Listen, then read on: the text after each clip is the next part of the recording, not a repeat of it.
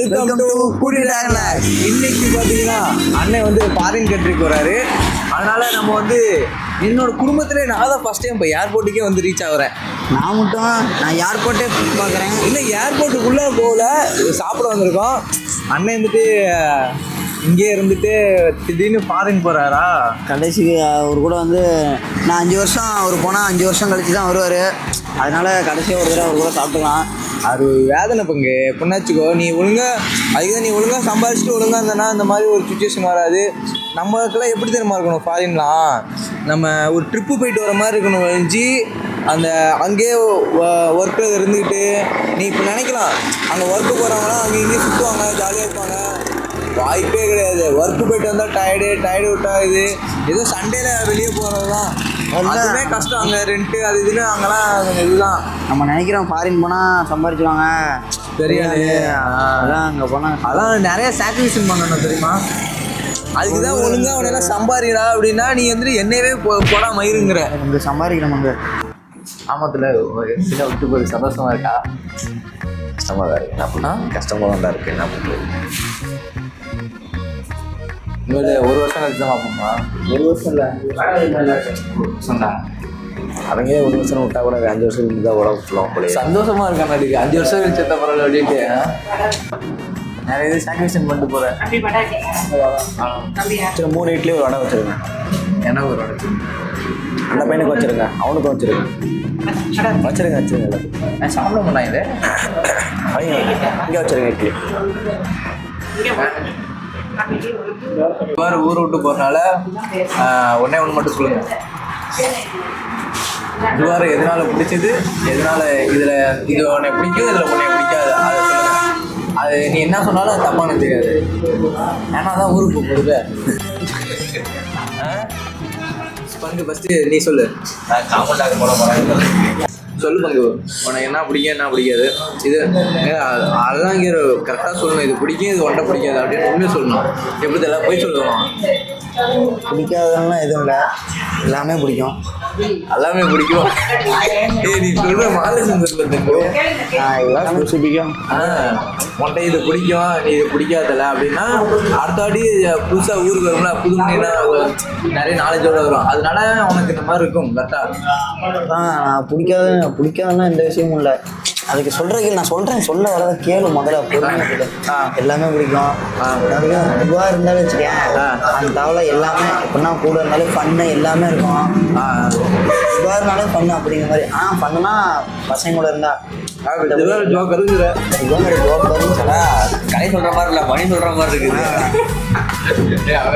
இல்லை அது அவனோட இது. ஆனால் எல்லாமே இருக்கும். அதாவது நிறையா இது எப்படின்னா வச்சுக்கோ, தெரியாது நிறையா சொல்லுவோம். அப்படின்றா அந்த மாதிரி இருக்கியா? இருக்குல்ல, நான் சொல்கிறேன். அதெல்லாம் யோசிப்பேன். என்ன சொல்கிறாங்களே இவங்கள இப்போ திவாரெலாம் ஒரு ஒர்க்கில் இருக்கா, அது மாதிரி நம்மளும் ஒர்க்கு போயிட்டு ஃபேமிலியை பார்த்துக்கணும் அப்படிலாம் நினச்சிருக்கேன். அவனை இன்ஸ்பிரேஷனாக எடுத்துருக்கான் பார்த்துக்கோ. எப்படி நான் உடனே வச்சுருங்க அது மாதிரி வேறு நடுவில் அவனை சேர்த்து கம்முன்னு இருக்கு நிப்பாட்டுங்க. உனக்கு பிடிக்காதுன்னா பிடிக்காதுன்னா எதுவுமே யார்கிட்ட இருந்தாலும் பிடிக்காது. இப்போ குகன் எடுத்தனா அவன் குகன் அந்த மாதிரி பண்ணுறது பிடிக்கல. சாம்பார் அது மாதிரி நம்மளுக்கு எதுவுமே பண்ணலையே. திவார் அது மாதிரி எதுவுமே பண்ணல, பிடிக்க அவ்வளோதானா? அப்போ திவார்னாவே ஒன்றை நிறைய இது பிடிக்கலையாது. அதான் சொல்ல சரி லிஸ்ட்டு நிறைய பொண்ணு சொல்ல வச்சுக்கேன். அது சொன்னதுக்கு சொல்லிக்கிட்டே இருக்கணும். நாளே பத்தாது. பிடிக்காததுக்கு பிடிக்காததுக்கு இல்லையா, பிடிச்சதுக்கு. இரு சரி இப்போ நீ சொல்லு. அடுத்தது ஒன்று சொல்கிறேன். இப்போ நீ சொல்லு. இரு இத்தனை நாள் சாம்பார் கொஞ்சம் வச்சுருங்க. இத்தனை நாள் ஊரில் இருந்துச்சுல, இப்போ நிறைய இடத்துக்கு நம்ம போயிருப்போம். நம்ம 3 பேர் தான் அதுக்கு போயிருப்போம். அதில் எந்த இடம் உனக்கு பிடிச்சிருக்கு? சுற்றுனதே செம்ம ஜாலியாக என்டர்டைன்மெண்ட்டாக அந்த இடம்.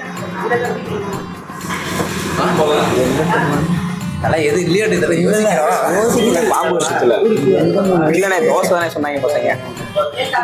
நிறைய இது இருக்கும். திருவள்ளுவர் போனோம்ல கோயிலுக்கு, அப்போதான் சரியான பொண்ணு அட்ராசிட்டி நிறைய. அந்த நிறைய 2-3 பேர் போயிட்டு சாம்பார் அப்படியே வாடி வச்சுருக்கோம்.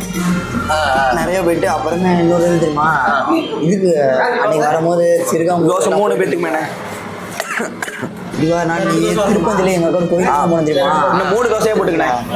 அப்படியே சொல்லிக்கிட்டே தோசை எடுக்கிறேன். திருப்பந்திரி கோயிலுக்குலாம் போயிருந்தோம்ல, 3 பேர் போயிருந்தோம். போயிட்டு அப்படியே அன்னைக்கு வீட்டில் வந்துட்டு கம்மங்கூழ்லாம் குடிச்சிட்டு அன்னைக்கெலாம் சரியான ஒரு தனி ஒரு இதாக இருந்துச்சு.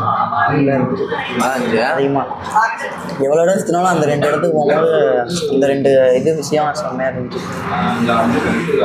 என்ன பிடிச்சதுன்னா எப்படி சொல்கிறது, இருந்தால் 24 பண்ணு தான் சிரிச்சுட்டு தான் இருப்பேன்.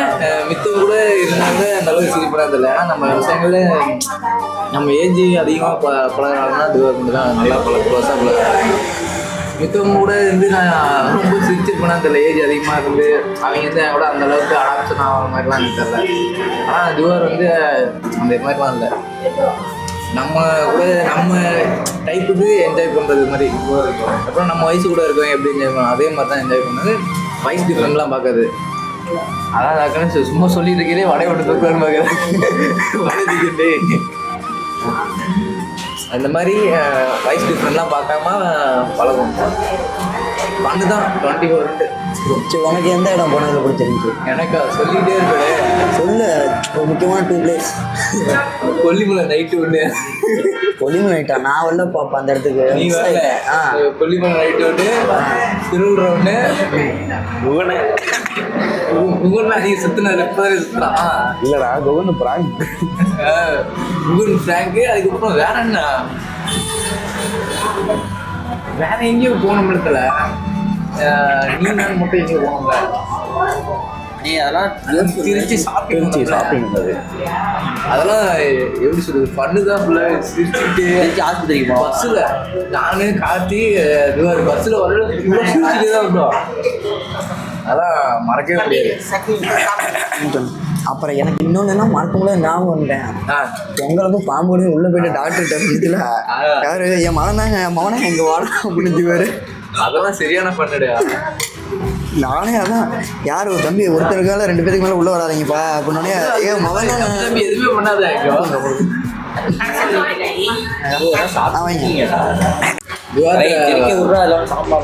துவார்ட்ட பிடிக்காத விஷயம்னா எப்படி சொல்றது, அப்போதைக்கு நம்ம சுச்சுவேஷன் வந்து புரிஞ்சுக்காம ஒரு டைம் வந்து காலை பண்ண அப்செட் பண்ணாமல் இருக்கிறது, அதெல்லாம் எனக்கு பிடிக்காது. எனக்கு அதான் கால் பண்ணால் திருப்பி அடிக்காது. அது வந்து அது மட்டும் எனக்கு துவார்ட்ட பிடிக்காது. எனக்கு இருந்தால் குமனை பற்றி நான் சொல்லியிருப்பேன். குமனை நான் கால் பண்ணேன், ரிட்டர்ன் நீ பண்ணவே இல்லை தெரியுமா, யார்ட்டே பேசிட்டு தான் இருந்தேன். இதுதான் எனக்கு பிடிக்காத விஷயம். மித்தபடி வேற ஒன்றும் எனக்கு இல்லை. ஃபோன் நம்ம எடுக்கல, அதுக்கு பெரிய காரணம் இருக்கு. இவன் ஃபோன் எடுக்கிறதுக்கு பெரிய காரணம் இருக்கு. ஃபோன் எடுக்க என்ன சொல்லு, லாஸ்ட்டாக எல்லாமே எடுத்து வச்சு தொலைச்சிட்டு இருக்கேன். பாஸ்போர்ட்டை காணோம்.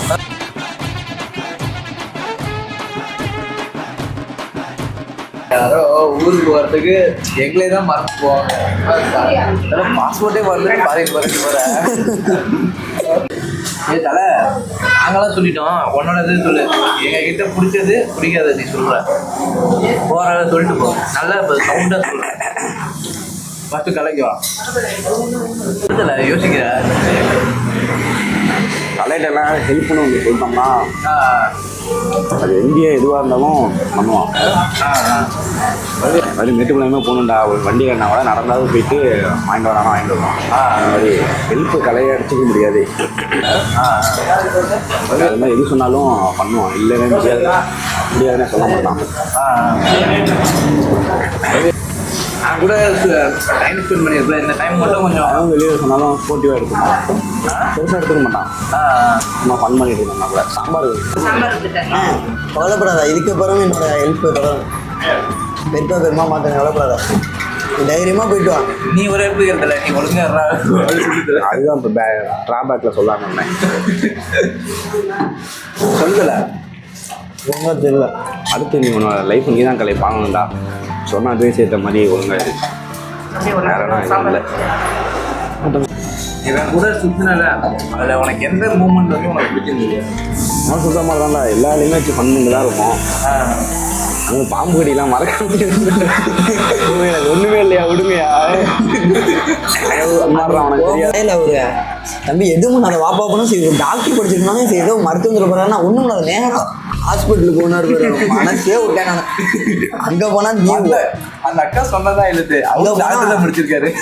உன்னோட அட்ராசிட்டி இருந்தாங்கல்ல ஒருத்தருக்கு மேலே யாரும் உள்ள வராது இப்போ நான் மௌனம் என்னடா ஆச்சு அப்பா என்ன விட மாட்டீங்களா அப்படின்ட்டு. சரி இவன்ட்ட பிடிக்காத விஷயம் அதுதான்டா சொல்றதை கேட்க சொல்றதை கேட்க மாட்டான்.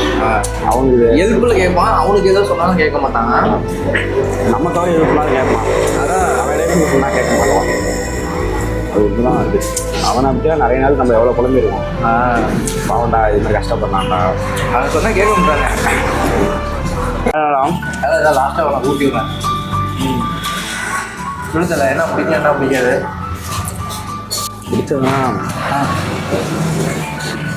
எப்போவுமே மேக்ஸிமம் ஒன்று ஊரில் வந்தால் மொதல் போன ஒன்று கிடைக்கிறது அடுத்து மாப்பிள்ளை கிடைமே.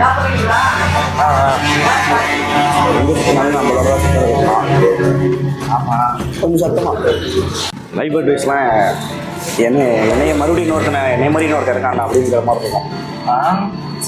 லைஃப்பை பற்றின புரிதல். ஆனால் இந்த வயசில் இவ்வளோ தூரம் புரிஞ்சது உனக்கே சாகுது. நானே உங்கள் வயசுலலாம் ஒன்றுமே தெரியாம சும்மா தான் சுற்றிட்டு இருந்தேன். ஆனால் இந்த வயசுலேயே இவ்வளோ தெளிவாக வாழ்க்கை பற்றின புரிதல் அதிகமானதெல்லாம் கொஞ்சம் உன்னை பார்த்த மாதிரி தான். வேறு யாரும் அந்த ஏஜில் பார்க்கல.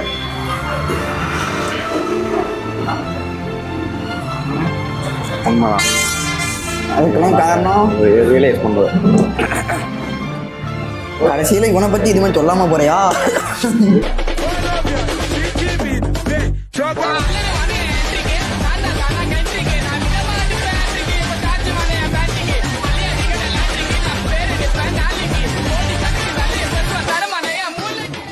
பார்த்தீங்கன்னா 30 கிலோக்கு மேலே ஃப்ளைட்டில் ஏற்ற முடியாங்களாம். லக்கேஜை தூக்கிடா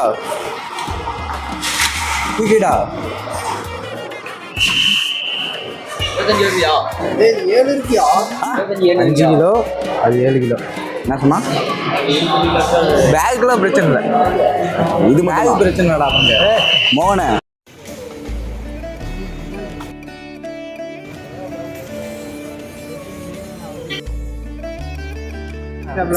அப்போ எதுனா